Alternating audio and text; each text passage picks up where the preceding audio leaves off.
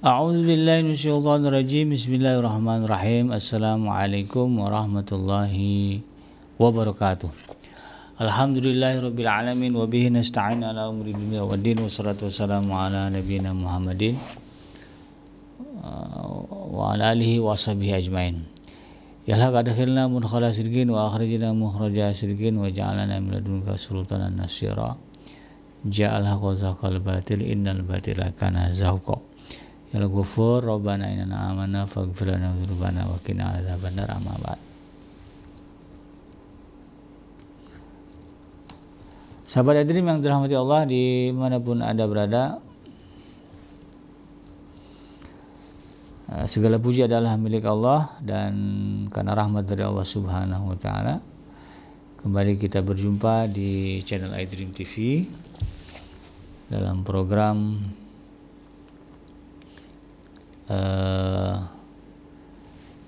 keluarga muslim, ya, dimana insya Allah kita akan belajar, ya, tentang bagaimana membangun, ya, keluarga yang sakinah, mawadah dan warahmah. Dalam hal ini sahabat hadirin yang dirahmati Allah, ya, banyak hal yang kemudian harus kita pahami di dalam keluarga kita, ya, agar kita bisa mewujudkan tadi, ya, rumah tangga yang sakinah, mawaddah dan warahmah. Tidak lupa kita baca salawat dan salam. Allahumma salli ala sayyidina Muhammad wa ala ali sayyidina Muhammad. Assalamualaikum ayuhan nabi wa rahmatullahi wabarakatuh. Semoga Allah terima salawat dan salam yang kita baca dan dilimpah curahkan kepada para nabi dan para rasul. Wabil khusus ya Rasulullah Muhammad sallallahu alaihi wasallam. Dan semoga kita termasuk ke dalam kelompok orang yang akan berbahagia ketika berjumpa dengan Allah Subhanahu wa taala nanti di yaumul mahsyar, dijauhkan dari siksa api neraka, dimasukkan ke dalam surga dan dipertemukan dengan Rasulullah Muhammad sallallahu alaihi wasallam.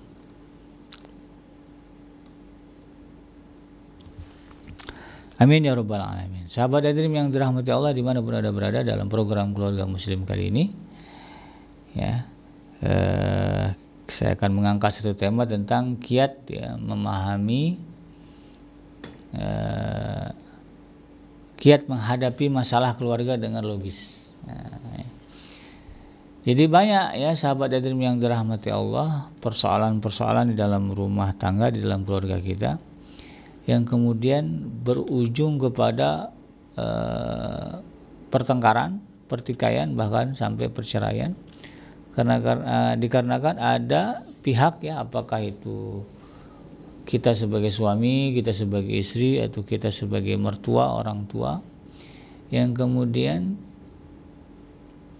memiliki pola pikir yang tidak logis, ya, di dalam menyelesaikan masalah. Ya, jadi pola pikirnya tidak logis sehingga kemudian ya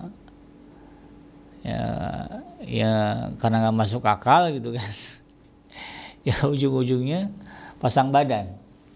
Kalau udah pasang badan, ya itu yang disebut dengan itu tadi, ya, keras kepala. Ya, udah jelas nggak bisa, tapi kemudian dia harus bisa. Nah, maka kemudian ini menimbulkan persoalan yang pada ujung-ujungnya bisa menyebabkan terjadinya pertengkaran atau pertikaian. Bahkan ya berujung kepada perceraian. Nah, ini yang kemudian kita tidak ingin.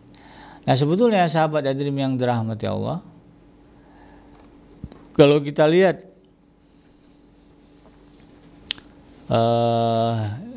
di dalam Al-Quran sendiri, ya, misalnya di dalam surah Al-Baqarah, ya, ayat yang ke-44, ya, dan sebetulnya ini tidak hanya di dalam surah Al-Baqarah, ya, ada juga di dalam surah Al-Imran, tentang bagaimana Allah Subhanahu wa taala, ya, memerintahkan, ya, kita seorang muslim, ya, untuk mengedepankan pola pikir yang logis, ya, atau untuk memaksimalkan cara berpikir. Ya, jangan sampai kemudian akal kita ini tidak kita gunakan di dalam menghadapi berbagai persoalan.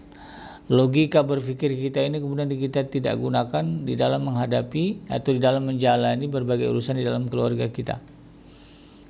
Ya. Di dalam surah Al-Baqarah yang ke-44 Allah katakan ata'muruna an-nasa bil birri wa tansawna anfusakum wa antum tatluna al-kitab afala ta'qilun.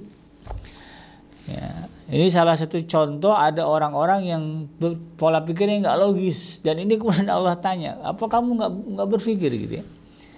Ya, ini contoh saja kan di dalam surah Al-Baqarah ini ya Allah katakan ata'muruna an-nasa bil birri wa tansawna anfusakum wa antum tatluna al-kitab.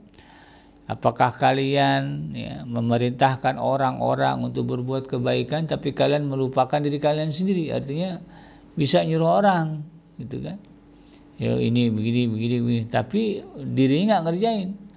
Allah katakan wa antum tatluna kitab, padahal kamu baca kitab, kamu yakin itu perintah Tuhan, tapi perintah itu hanya berlaku untuk orang, tidak untuk kamu. Allah tanya, ya afala ta'qilun. Apa kamu nggak berakal, nggak berpikir? Ya. Di mana logika berpikir kamu kan? Gitu. Jadi memang ada orang-orang di dalam menghadapi berbagai persoalan, ya, logika berpikirnya nggak jalan, alias apa? Tidak logis ya, di dalam menyelesaikan berbagai persoalan.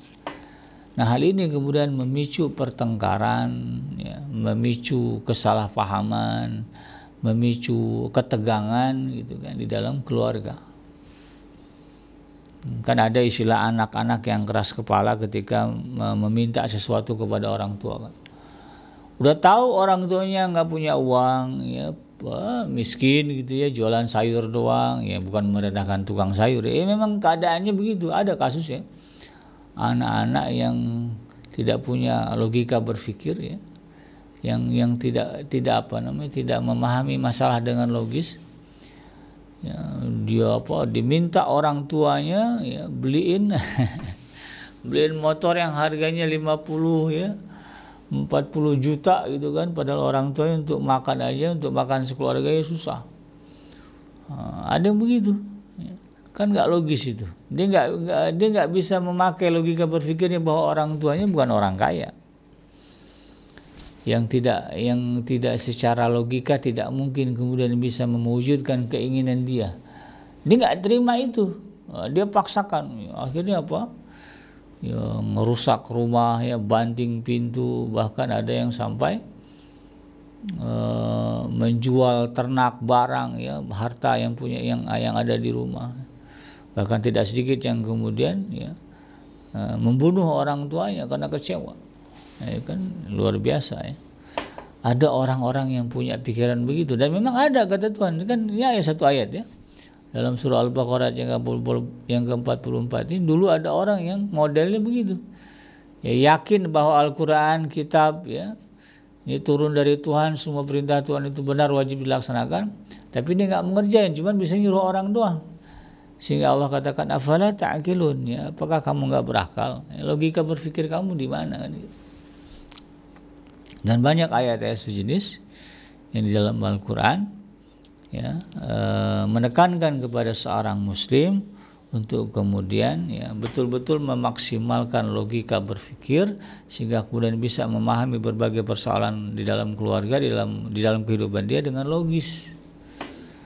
Nah kalau kita bisa berpikir logis ya, maka insya Allah solusi ya dari berbagai persoalan di dalam keluarga kita, di dalam rumah tangga kita adalah solusi yang mendamaikan, solusi yang baik gitu kan. Solusi yang kemudian ujungnya adalah kebaikan bersama, bukan kemudian pertengkaran, pertikaian, bahkan nauzubillah sampai kepada perceraian. Nah kalau berbicara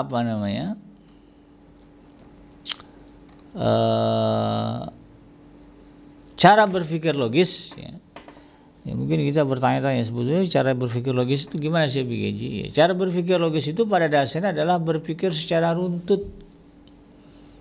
Ya, runtut itu ya tersusun gitu ya. Kalau saya makan, kalau saya lapar, saya harus cari makan, kan gitu kan?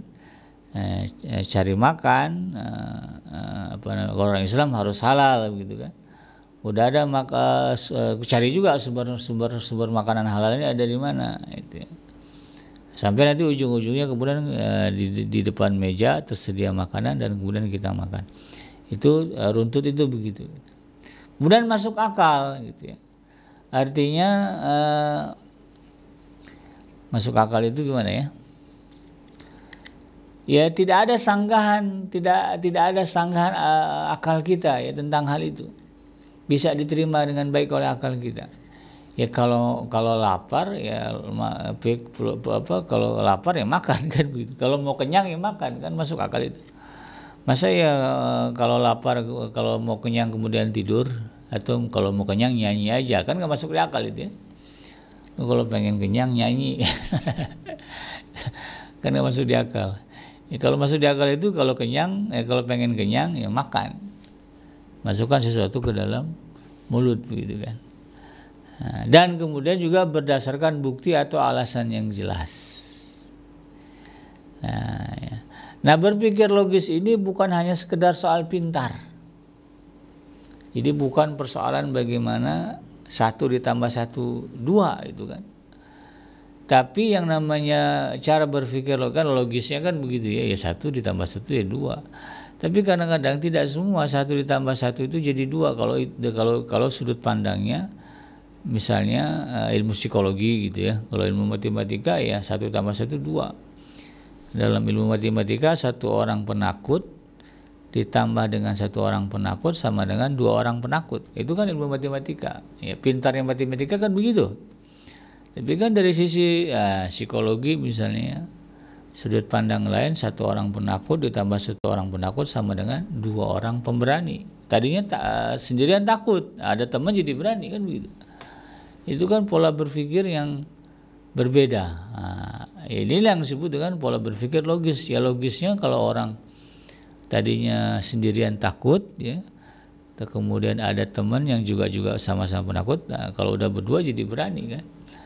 Nah, kira-kira begitu ya.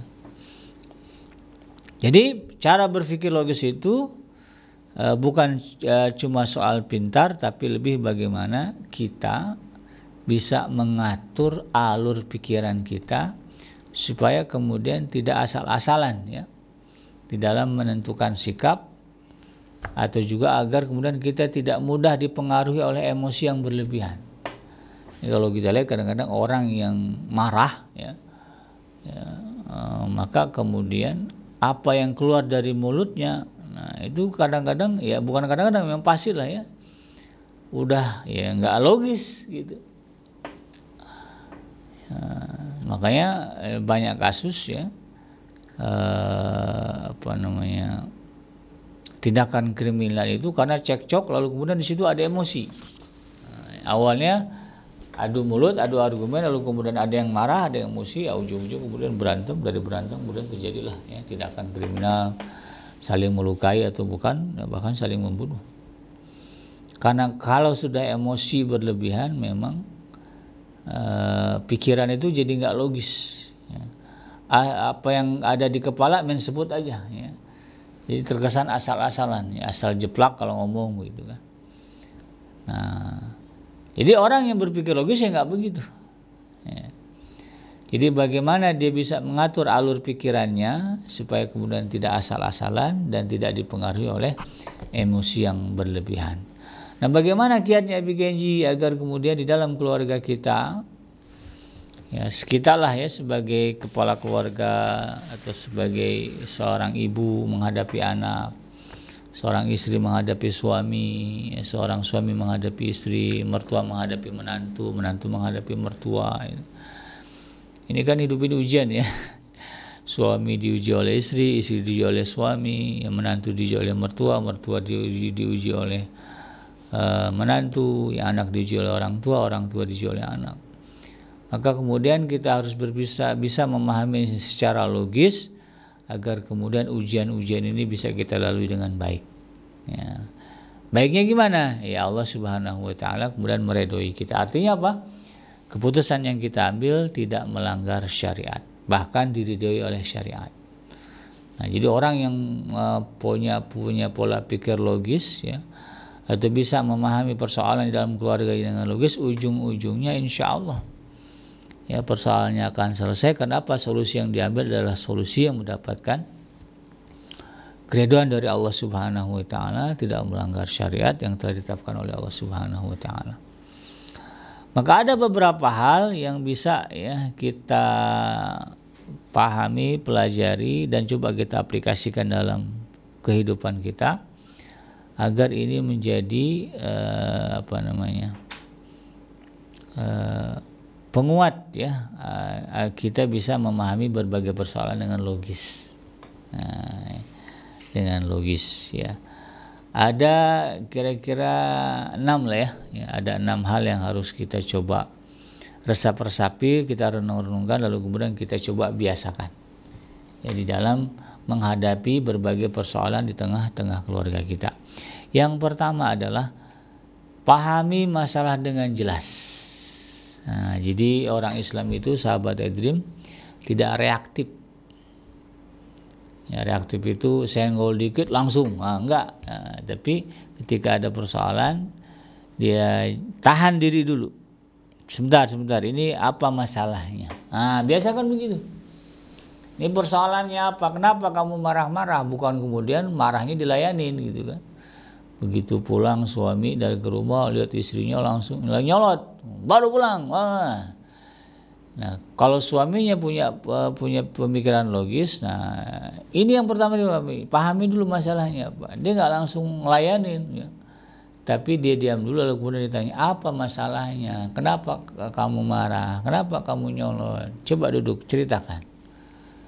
Jelas dulu persoalannya di mana. Jangan kemudian reaktif main samber aja. Ya.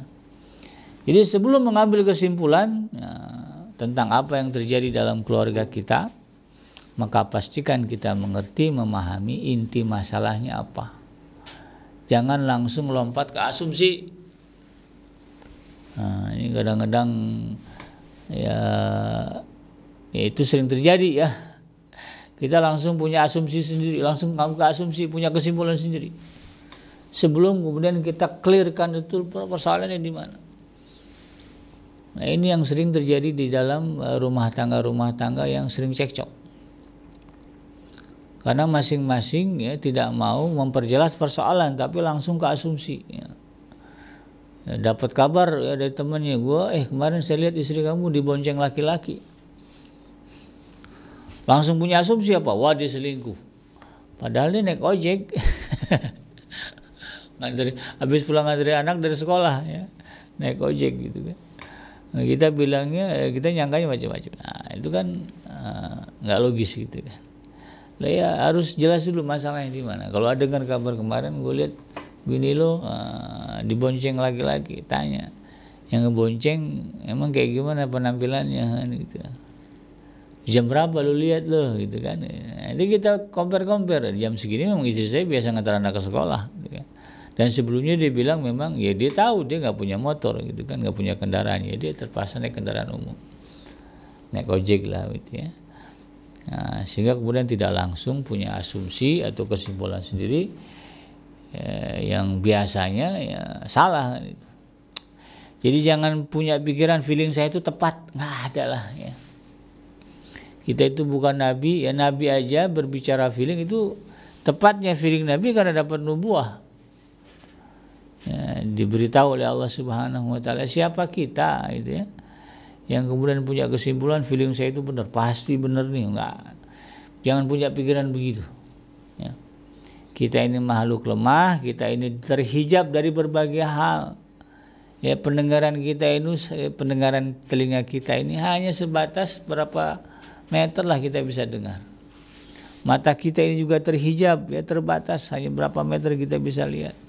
Kita tidak bisa melihat apa yang di balik tembok, di balik gunung. Kita tidak bisa mendengar apa yang di balik hati orang. Kita nggak pernah tahu. Maka kemudian jangan biasakan punya prinsip feeling saya benar. Nah, belum tentu ya. Ya lebih baik ya kita berpikir saya nggak tahu nih, saya nggak paham nih apa kira-kira ini persoalannya. Jadi jangan langsung punya asumsi, jangan langsung kemudian melayani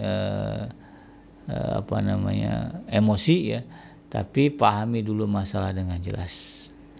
Clearkan dulu persoalannya apa, baru kemudian kita bisa ambil sikap. Apakah harus marah? Apakah harus sabar? Apakah harus memberikan klarifikasi? Apakah mengabulkan atau tidak, itu nanti. Setelah kemudian masalahnya bisa kita pahami dengan jelas. Yang kedua yang harus kita biasakan adalah pisahkan antara fakta dan opini. Jadi pikiran logis itu atau logika itu berdiri di atas fakta, bukan atas perasaan atau dugaan. Ya, kalau opini kan belum tentu benar ya, namanya juga opini kan. Sudut pandang itu kan sahabat itu bisa berbeda gitu kan. Ya, dari kenyataannya kan begitu. Apalagi kalau lihat foto sekarang itu kan. Foto itu bisa diedit ya. Sekarang dengan kecanggihan AI banyak hal-hal yang di luar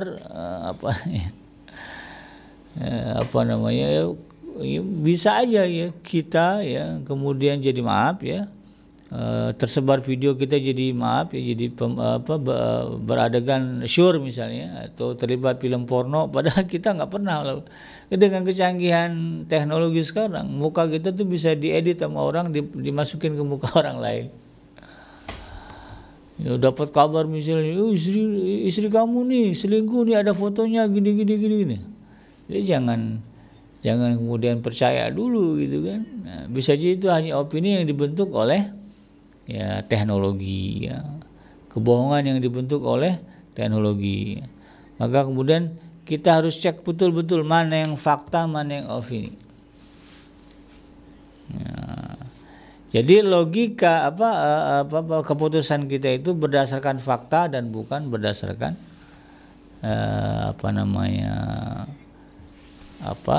opini semata.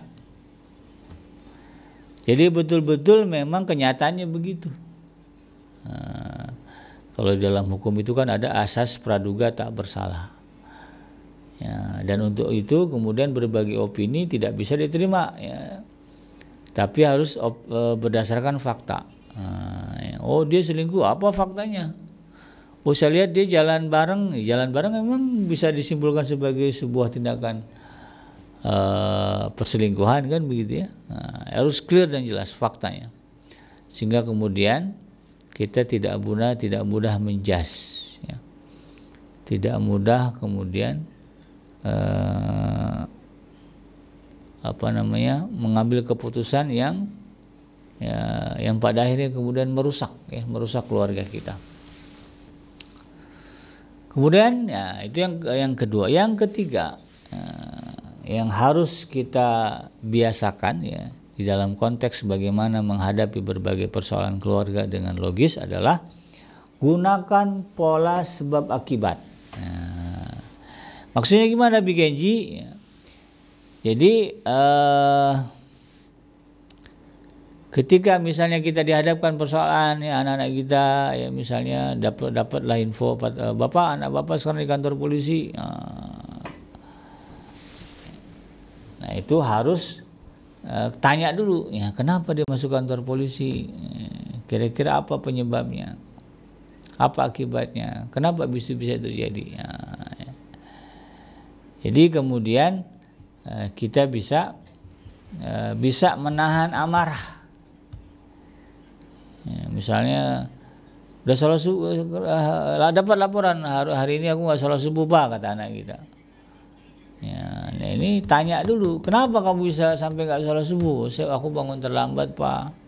Kenapa kok bisa bangun terlambat? Nah, jadi jangan simpulkan anak ini, wah kamu kafir ya, kamu udah membangkang Tuhan ya. Nah ini bahaya kan, ujung-ujungnya jadi berantem gitu kan. Kita nggak suka aja mana kita. Sebab pola pikir sebab akibatnya harus dipahami juga itu kan. Kenapa kamu sampai nggak sholat subuh? Ya, aku bangun telat Pak. Ya, bangun jam berapa baru bangun? Jam 9 gitu kan. Nah kenapa bangun telat? Ya semalam ada tugas PR banyak banget, aku harus kerjain itu kan sampai jam 1, jam 10, jam 2 malam baru ketiduran itu. Nah, terus kenapa nggak sholat? Ya kan udah siang. Nah, di situ kan satu kesalahan tuh. Kamu tanya, tinggal kita jelasin. Kamu tahu nggak?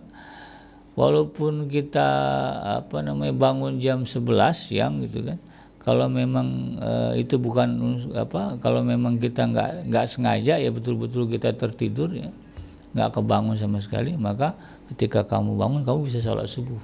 Nah, gitu kalau kita cerita ke anak. Nah, jadi jangan langsung kemudian menjasamalah dengan istri, dengan suami. Suami datang malam biasa pulang jam 8, tahu-tahu hari ini pulangnya jam 10 malam. Istri udah gelisah aja ya, di WA, di telepon nggak diangkat begitu. Nanya ke temannya udah nggak ada di kantor gitu.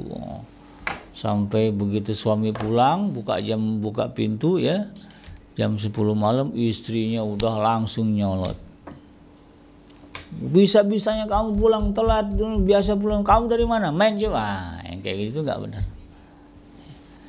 Ini berarti apa? Kita tidak mengedepankan pola pikir sebab akibat.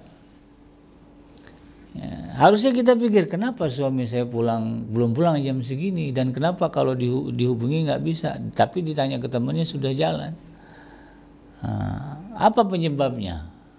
Ini harus kita tahu dulu, pasti ada sebabnya nih. Gitu kan? Nah, sebabnya ini yang kemudian kita tanyakan dulu sebabnya apa, sehingga kemudian berakibat dia pulang telat. Ya. Jadi sambut dulu suami pulang telat, siapkan makan minum gitu ya, karena dia capek gitu kan. Lalu kemudian tanya kepada dia, "Bang, kenapa kok biasanya pulang jam 8 sekarang pulang jam 10, ada apa?" Biarkan suami menjelaskan. Abang hari ini gitu kan, pulang dari kantor sebetulnya normal jam 5 udah jalan. Nah, tahu-tahu ya sampai di mana gitu kan, ban motor pecah. Kan? Nyari abang ambil buka handphone, mati baterainya. Ya. Emang tadi karena ditelepon bos ya, akhirnya baterainya ngedrop gitu kan. Ya, sehingga nggak bisa nerima WA, nggak bisa telepon gitu kan. Terus buka dompet nggak ada duit. Karena duit sudah kamu ambil semua ya, nggak ada sisanya gitu. Akhirnya apa ya, abang akhirnya ngedorong motor nyari tukang tambal ya. Begitu nyari tukang tambalnya bilang apa ya, harus bayar Pak, ya abang nggak ada duit gitu kan. Ya, akhirnya motor tuh abang tinggal di situ gitu kan. Nyari gitu, nyari duit gimana caranya gitu kan. Akhirnya abang bisa lah ya nyari duit ya, dapat duit buat nambal ban, hasil ngeprok-keprok tangan pinggir jalan gitu kan. Akhirnya bisa tuh ngebayar angkot, makanya abang baru pulang jam 10. Nah, kan clear jadi masalahnya kan. Jadi pastikan ketika kita mendapatkan sesuatu, yang kita tanyakan sebabnya apa. Dan untuk tahu sebabnya, nah ini yang kemudian kita harus bisa ya berkomunikasi dengan keluarga kita yang kita anggap sedang bermasalah. Ya. Kemudian yang keempat, pola pikir logis itu ya akan terbentuk kalau kita biasa ya, punya pikiran uji sesuatu itu dengan contoh dan konsekuensi.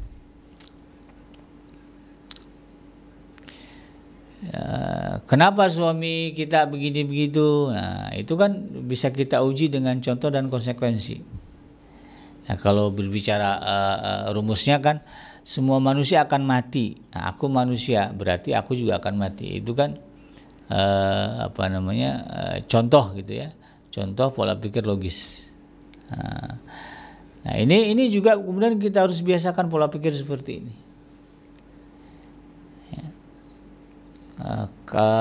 Di dalam menghadapi berbagai persoalan di dalam rumah tangga. Ya.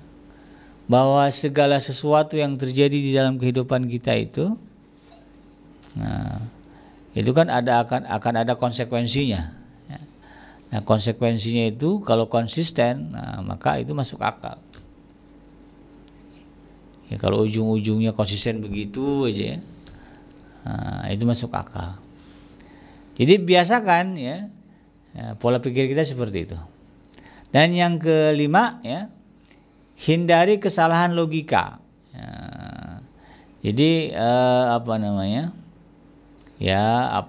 kalau berbicara ya logika itu ya ikut logika umum lah ya. Jangan sampai kemudian logika itu berseberangan dengan keumuman berpikir orang. Kan ada juga orang punya pikiran nyeleneh gitu ya. Nah, orang yang punya yang bisa memahami segala persoalan logis itu, ya dia menghindari pemikiran nyeleneh itu. Nah, jadi jangan biasakan punya pemikiran nyeleneh. Ikut hukum yang umum aja lah ya. Kenapa anak kita ini nggak betah di rumah gitu kan? Ya, jangan punya pikiran ya yang nyeleneh gitu kan. Ya dalam pemikiran umum ya bisa jadi anak nggak betah di rumah karena di rumah nggak nyaman. Kenapa di rumah nggak nyaman? Ya ada sebabnya. Sebabnya kita mungkin orang tuanya atau mungkin adiknya dia atau kakaknya dia atau juga mungkin ada sebab lain yang kita tidak tahu. Nah itu kemudian kita cek. Kalau pola pikir kita umum seperti itu, maka insya Allah ya kita bisa memahami berbagai persoalan yang kita hadapi secara logis. Tapi kalau kita terbiasa berpikir nyeleneh, ada juga ya orang-orang ya umumnya kalau ngomong itu sudut pandangnya ya berbeda dengan umum. Nah, ini jangan dibiasakan ya. Dan yang terakhir ya, biasakan untuk berpikir terbuka dan mau merevisi segala bentuk kesalahan atau kekurangan. Ya, kalau memang nanti ternyata kita salah, ya terima, akui kesalahan kita. Kalau ada bukti-bukti baru yang mendukung, yang ternyata menunjukkan sisi salahnya kita, ya terima, jangan kemudian diabaikan. Yes. Istri biasanya kalau urusan persoalan cemburu gitu ya, ya harus terbuka aja. Kenapa sih cemburu? Suami nanya, kenapa kamu mesti cemburu sama abang? Nah, ini abang nggak akan macem-macem gitu kan. Misalnya istri bilang, oh abang kan suka jalan sama perempuan, itu bukan jalan, itu customer. Ya, kalau nggak percaya nih lihat, itu kan. Ya abang memang biasa jalan sama ini karena dia bos ini sebutlah gitu ya. Kalau memang buktinya tidak mengarah ya bu, ya abang misalnya statementnya gitu kan. Ditelepon nggak diangkat, misalnya gitu ya wajar kan abang lagi kerja, ya, ini lagi ngadepin customer, kalau kamu telepon kamu, ya abang nggak profesional gitu. Nah kalau memang arah bukti itu adalah bukti yang menunjukkan suami memang tidak selingkuh gitu kan, suami tetap setia dengan kita, maka terima ya, revisi itu ya pemikiran kita yang kemudian menyudutkan suami seolah-olah suami ya curang gitu ya kan, culas, selingkuh. Ketika kita sudah menemukan bukti baru, dan jangan keras kepala ya, artinya tetap punya pikiran begitu. Udah dijelasin berkali-kali sama suami, dijelasin sama istri ya, bahwa dia tidak ada apa-apa, dia tidak, bahkan sudah keluar kata sumpah demi Allah, padahal istrinya jarang-jarang, suami jarang-jarang nyumpahin sumpah, tapi dia sanggup mengatakan sumpah demi Allah, wallah bang aku nggak ada apa-apa, ini asli kerjaan gitu kan. Kalau udah begitu jangan kita keras kepala menuduh ya istri atau suami kita melakukan hal-hal yang kita tidak sukai ya. Jadi inilah ya 6 hal sahabat iDream yang bisa kita biasakan di dalam kehidupan kita di dalam rumah tangga atau berkeluarga, agar kemudian kita bisa menghadapi berbagai persoalan dengan logis ya. Kalau memang kita nggak mampu ya, misalnya kalau bicara orang yang logis ya, nggak mampu menikahkan anak kita dengan pesta besar, jangan dipaksakan. Ya cukup nikah sederhana ya, ada nikah di KUA, kemudian setelah nikah di KUA buat syukuran gitu ya, di rumah walimah sederhana, ngundang tetangga, ya udah cukup. Logis kan begitu. Jangan kemudian punya pikiran yang nggak logis. Ya udah kita ngutang aja. Ya, ngutang kemana? Ya yang gampang ke pinjol. Nah, minjemlah utang ke pinjol. Ya. Ternyata begitu selesai hajat, ya, amplop yang diterima sedikit gitu kan. Nggak nutup, ya ujung-ujungnya selesai nikah dikejar-kejar sama debt collect. Nah, itu karena nggak mengikuti pola pikir yang logis saja. Dan itu sering terjadi di dalam kehidupan kita.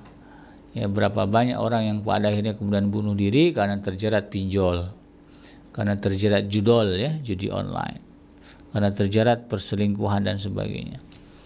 Kenapa? Karena ya, tidak bisa memahami berbagai persoalan dengan logis, ya. Ya, bahkan ya cenderung ya bertentangan dengan pola berpikir yang logis. Inilah yang kita tidak mau terjadi. Demikian sahabat Edri, mudah-mudahan bermanfaat. Yang benar datangnya dari Allah, yang salah semata-mata lahir dari kealfaan dan kehilapan saya pribadi. Saya bikin pamit undur. Hasbiyallahu la ilaha illa huwa alaihi tawakkaltu wa huwa rabbul arsyil azim. Subhanaka Allahumma rabbana wa bihamdika asyhadu an la ilaha illa anta astaghfiruka wa atubu ilaik. Walhamdulillahirabbil alamin. Wassalamualaikum warahmatullahi wabarakatuh.